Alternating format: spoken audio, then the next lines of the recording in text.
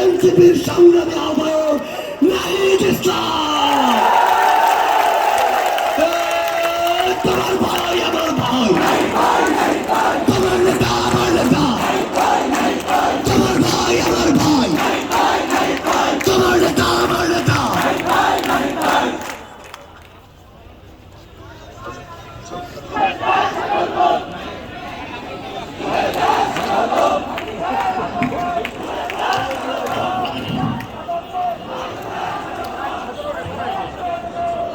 বিসমিল্লাহির রহমানির রহিম। ধান নদী খাল কেমন আছে বরিশাল? প্রিয় সংগ্রামী বরিশালবাসী, শেরে বাংলার উত্তরসূরি যোগেন মণ্ডলের উত্তরাধিকার জীবনানন্দের রূপসী বাংলার বরিশাল, রক্তিম শুভেচ্ছা এবং সালাম গ্রহণ করবেন। সংগ্রামী বরিশালবাসী, মোরা দেশ গড়তে জুলাই পদযাত্রা আরম্ভ করছি। আপনারা মরলেগা দোয়া করবেন,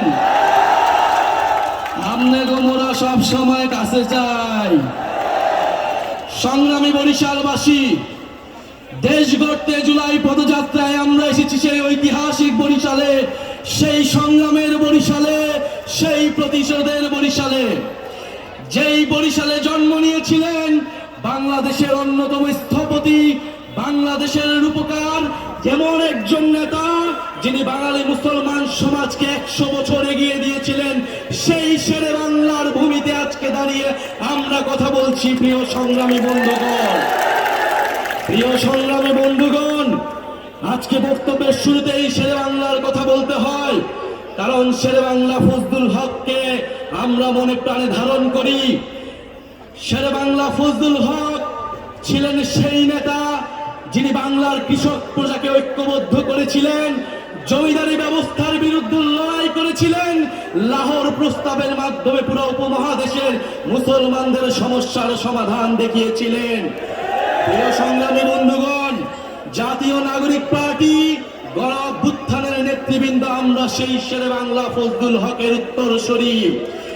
শেরে বাংলা ফজলুল হক কৃষক প্রজাদেরকে ঐক্যবদ্ধ করেছিলেন, কৃষক প্রজার জমির অধিকার নিশ্চিত করেছিলেন, কৃষক প্রজার মর্যাদা এবং অধিকারে জমিদারি ব্যবস্থার বিলোপ ঘোষণা করেছিলেন। আমরা জাতীয় নাগরিক পার্টি, আমরা জুলাই গণ অভ্যুত্থানে নাগরিকের অধিকার এবং মর্যাদা রক্ষার জন্য ফ্যাসিবাদী ব্যবস্থার বিলোপ ঘোষণা করেছি। প্রিয় সংগ্রামী বন্ধুগণ, বরিশালে রয়েছেন আরেকজন মহান নেতা যোগেন মণ্ডল, যিনি দলিত তফসিলি সম্প্রদায়ের পিছিয়ে পড়া জনগোষ্ঠীর, সংখ্যালঘু জনগোষ্ঠীর কণ্ঠস্বর হয়ে উঠেছিলেন, যিনি দেখিয়েছিলেন দলিত মুসলমান ঐক্য কিভাবে উপমহাদেশের রাজনীতি পরিবর্তন করতে পারে। বাংলাদেশের বর্তমান সমসাময়িক, উপমহাদেশের বর্তমান সমসাময়িক রাজনীতিতে শেরে বাংলা এবং যোগেন মণ্ডলের রাজনীতি অনুসরণীয়, বরিশালের রাজনীতি অনুসরণীয়। তাই আজকে আমরা এসেছি বরিশালে জুলাই গণ অভ্যুত্থানের বার্তা নিয়ে। প্রিয় সংগ্রামী বন্ধুগণ, আমরা জানি এই গণ অভ্যুত্থানে বরিশাল অসীম সাহসিকতার প্রতিচ্ছবি হয়ে উঠেছিল। 16ই জুলাই যখন আবু সাইদ মারা যায়, 16ই জুলাই বরিশালের বিপ্লবী ছাত্র সমাজ ছাত্রলীগকে বিতাড়িত করেছিল। আমরা এই বরিশালে দেখেছিলাম শেখ হাসিনার ফ্যাসিস্ট বাহিনী কিভাবে শাড়ি লুঙ্গি পরে গ্রাম থেকে পালিয়ে যেতে হয়েছিল। প্রিয় সংগ্রামী বরিশালবাসী, সেই রক্তের কথা, সেই সংগ্রামের কথা আমরা আজও ভুলিনি। প্রিয় বরিশালবাসী, জুলাই গণ অভ্যুত্থানের আজ 1 বছরের দ্বার প্রান্তে, আজ সেই ঐতিহাসিক 15 জুলাই, যেই 15 জুলাই বাংলার নারীরা, বাংলার ছাত্রীরা রাজপথে নেমে এসেছিল শেখ হাসিনার রাজাকারের বিরুদ্ধে, বিভাজনের রাজনীতির বিরুদ্ধে, বাংলাদেশের জনগণকে ঐক্যবদ্ধ করেছিল ফ্যাসিবাদের বিরুদ্ধে।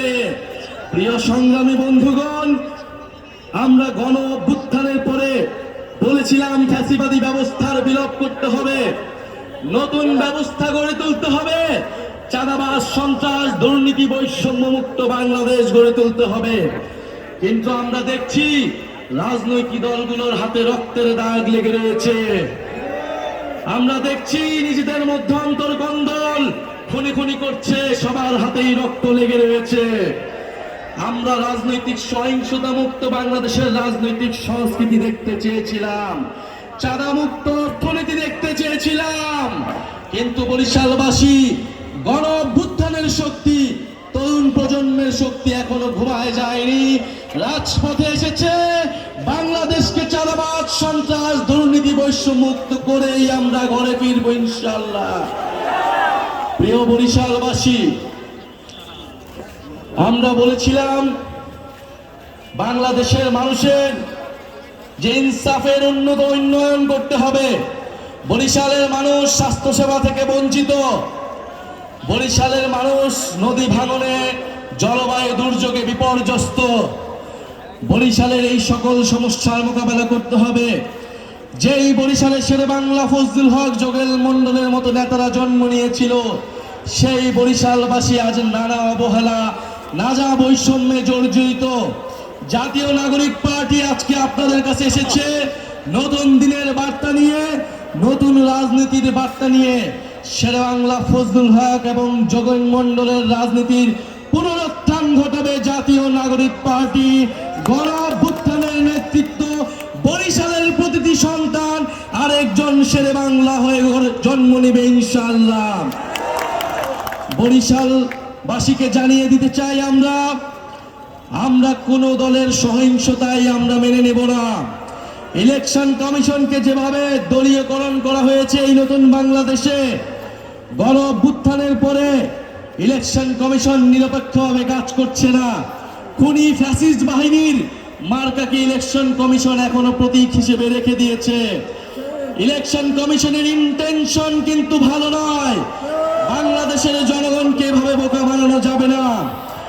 প্রিয় সংগ্রামী বন্ধুগণ, আগামী ৩রা আগস্ট ঢাকার শহীদ মিনারে আমরা জড়ো হচ্ছি বরিশালবাসীর মানুষের সমস্যা সমাধানের ইস্তেহার নিয়ে, সারা বাংলাদেশের মানুষের মুক্তির ইস্তেহার নিয়ে, জুলাইয়ের ঘোষণাপত্র এবং সনদের আদায়ের লক্ষ্যে।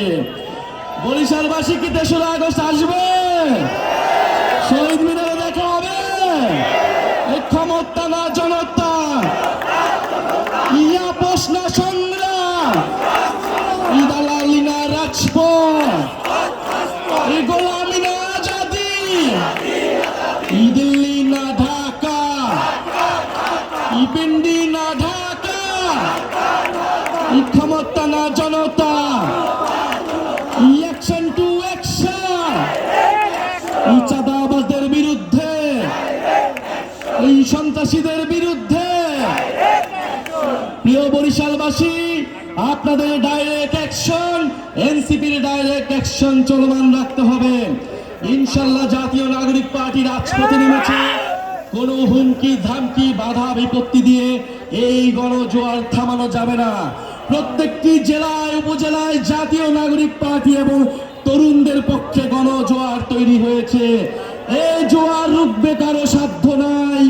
প্রিয় সংগ্রামী বন্ধুগণ, প্রিয় বরিশালবাসী, প্রিয় বরিশালের ছাত্র তরুণ, প্রিয় বরিশালের নারী সমাজ, আপনাদেরকে শুধু সাহস নিয়ে দাঁড়িয়ে থাকতে হবে। জনগণ আমাদের সাথে আছে। আমরা বলেছি স্পষ্টভাবে, 5ই আগস্ট আমাদের লক্ষ্য ছিল গণভবন, এবারে আমাদের লক্ষ্য হচ্ছে সংসদ ভবন। ইনশাআল্লাহ আমরা বিজয় অর্জন করব, বরিশালবাসীকে সাথে নিয়ে বিজয় অর্জন করব।